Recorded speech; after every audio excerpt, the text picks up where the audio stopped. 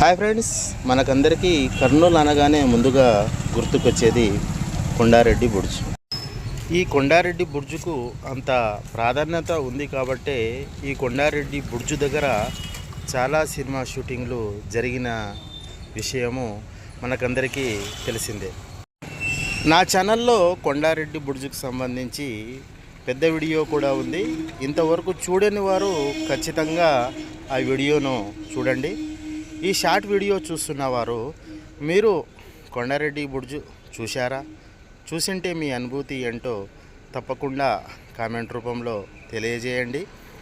చూడని వారు కర్నూలు వస్తే తప్పకుండా ఈ కొండారెడ్డి బుర్జును సందర్శిస్తారని మనస్ఫూర్తిగా ఆశిస్తూ thank you. Aslam friends world.